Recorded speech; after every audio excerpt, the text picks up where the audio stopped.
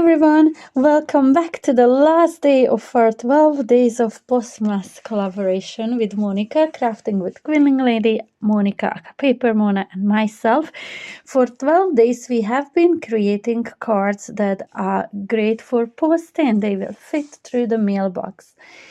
We were working off a different prompt each day. And today's prompt is sparkle overload. Ooh, so excited. And then so many things have gone wrong. I will walk you through every single one of them in this tutorial.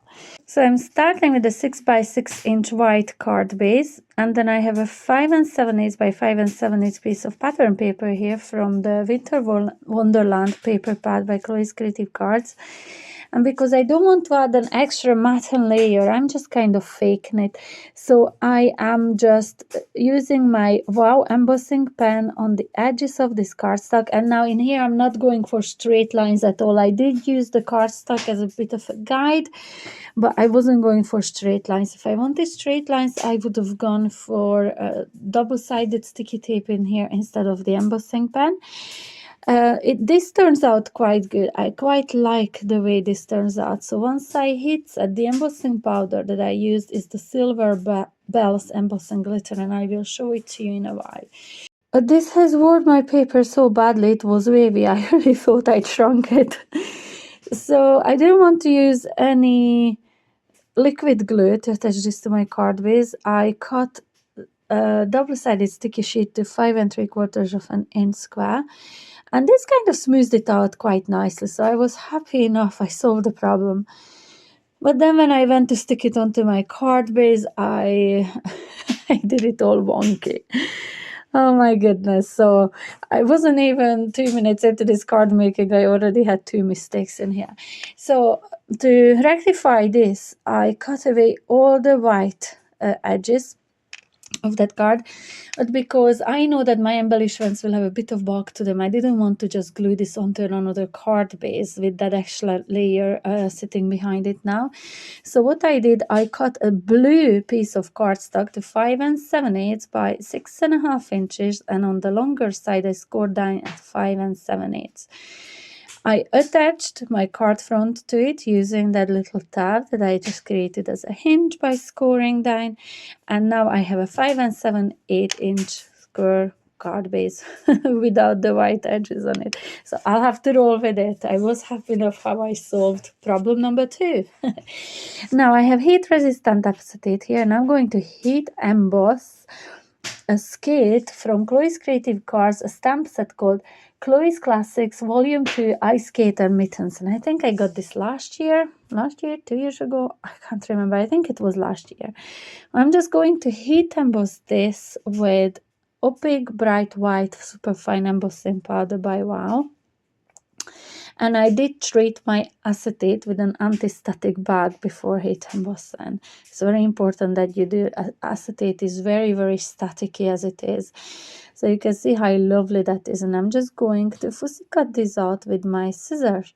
And this is not hard to fussy cut at all, not even around the holly leaves. It's quite easy done. I don't like really bendy, fussy areas to cut them out like with my scissors. But this one wasn't bad at all. It was easily manageable, I'd say. So I go around the skids and all, and I repeat the same process twice because I need 2 skids. So then I'm going to color these in, but I'm going to color them in using glitter, obviously, for sparkle overload. So I'm using dry clear glue in a fine tip glue bottle, and I'm spreading it out with my fingers on those larger areas. It's quite easy to do. And I'm doing this, I'm not wasting the glue, and so that I don't have too much glue in there, and then it takes forever to dry clear. The purple glitter I used on it is the Purple Organza by Nuo, and this is pure sheen glitter. I've had this jar for so long. The second glitter that I am bringing in is the Sleigh Bells by Chloe's Creative Cards. Just look at that gorgeous holographic silver. I am in love with this glitter pot. So I am going to add this to the lace part of my skate and also to the bottom part where the skate itself is. I'm going to fill it in all with my glitter. And you can see that I'm adding a much heavier layer in here because it would be very hard to smear it out with my fingers without going outside of those lines. Plus, because this is a chunkier glitter. And this will definitely take a lot longer to dry. You'll see at the end of this video. Now, another bits that I want to fill in with glitter is the holly and the berries. You can see how white it is because that glue has to dry clear. It's important that if you do anything like this, you use a dry clear glue. The one I'm using here, I think, is by Cosmic Shimmer, the acrylic glue, dry clear acrylic glue. The other one that I like using is the art glitter glue. So for the berries, I used Icebreaker Sparklicious Glitter by Chloe. And for the holly leaves, I'm going to use the Stardust Green Sparklicious Glitter by Chloe's Creative Cards again. So once these dry, the sparkle will be unreal on them, but it will take a little time. So now I'm taking out all those candy stamps, the candy cane, the lollipop, the candy, and then the candy spray, I want to say. And I am going to stamp and heat emboss these on white cardstock, and the embossing powder I'm using is Silver Bells, and it is such a gorgeous holographic powder, or embossing glitter even. I will show it to you now. So it really well matches the sleigh bells embossing. No, the sleigh bells glitter is matching the silver bells embossing powder. Both silver, both holographic. They're both gorgeous. So now I'm coming into coloring with my aqua markers, and I only using 2 colors to do this. For the purple, it's the color Heather. And for the blue, it is the color Aquamarine. Not doing any shading, I'm just doing very simple coloring, alternating those sections, and then I'm leaving some of them white. Now, once these are colored in, I'm going to ahead and fussy cut them with my scissors. And I take in my Sparklicious glitter, and this is the Crystalline, which is a translucent glitter. It will not cover up any colors, but it will give them just gorgeous sparkle when the glue dries clear. So on the candy canes and these lollipops, I filled in just the white areas, and then to the candy and the candy spray, I'm just going to add it to every single one of those. If you can go very thin with your glue, go for it, because it will just mean that it will dry clear much quicker. And now, once I have all of that set, I want to add some texture to the top part of my skates. Now I'm going to use the opaque texture paste by Ranger, and this is the distressed texture paste. I've seen a lot of people use this fluffy, hairy kind of a ribbon. I don't even know what you call them, guys. It's something I used on gnomes' beards before. I haven't got any in my stash right now, so I decided to go with texture paste. I'm just going to give it a lot of texture, fluffing up, adding swirls here and there.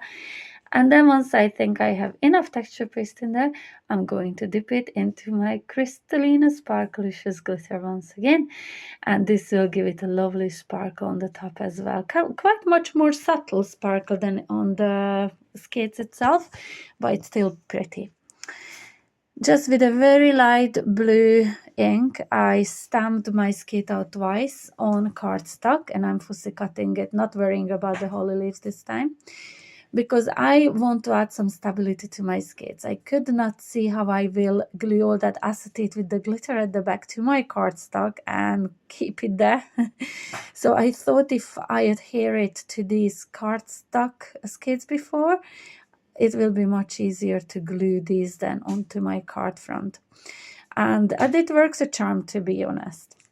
So a couple of hours later in here, my skates, some of the glue is dry, some of it isn't. See where I added a heavier layer of glue, it's still white, it's still not proper sparkly like it should be.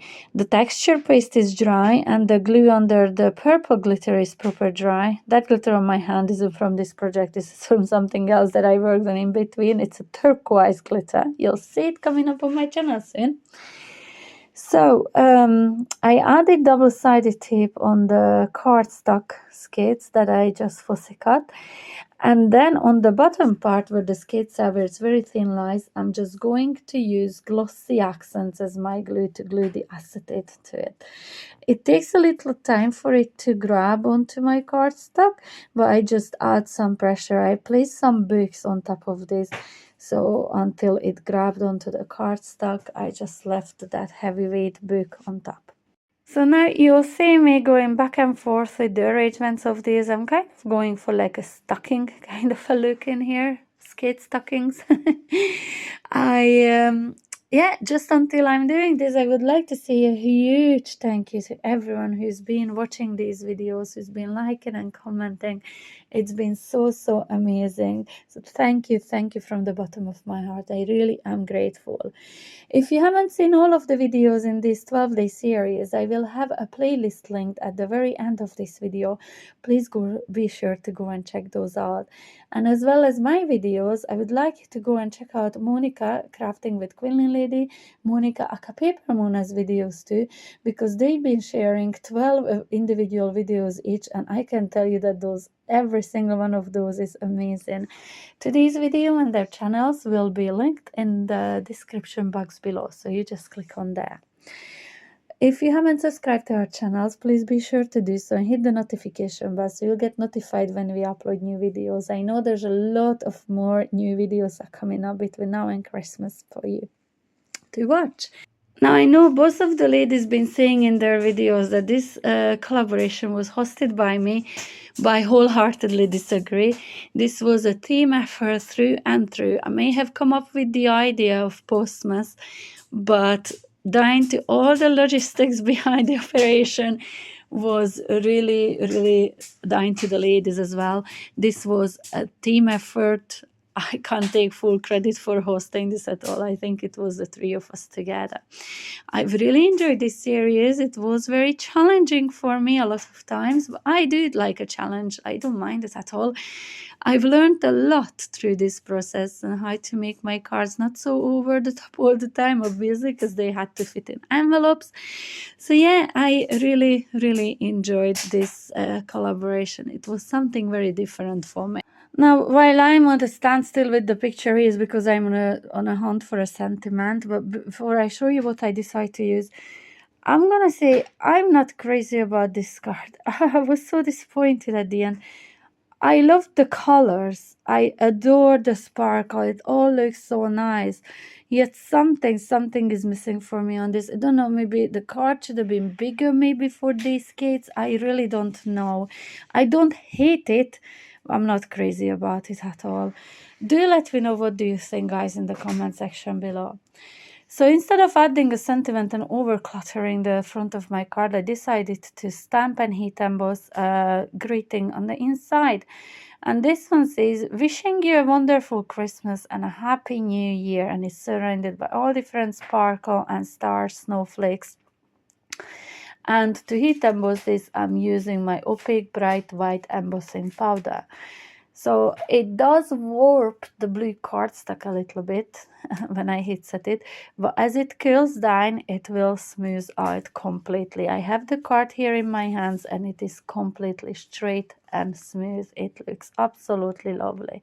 So I just tidied up some of the letters in there that had too much powder on them. And then here I'm bringing my heat tool in. And yeah, as I said, I'm looking at the card in here and it's so beautiful, but yet there's something on it that is missing for me. So I'm going to have to revisit maybe this design in the future, play a little bit more. I mean, I would be happy to receive this card. It is beautiful. I had something. I can't put my finger on it. If you know what it is, do leave me a comment in the comment section below. I'd love to hear your opinions on this. So this was my card for the challenge Sparkle Overload. And in here you can see the glue much more clear now. There's still a little bit of a fogginess, a bit of a white. That will completely clear once that glue dries completely. So yeah, I love it and I don't. I don't hate it, guys. Do let me know what do you think. I'd love to read it. So Thank you for watching this video. Thank you for watching my whole series, and I will be back with another tutorial very soon. I hope to see you there. Until then, bye.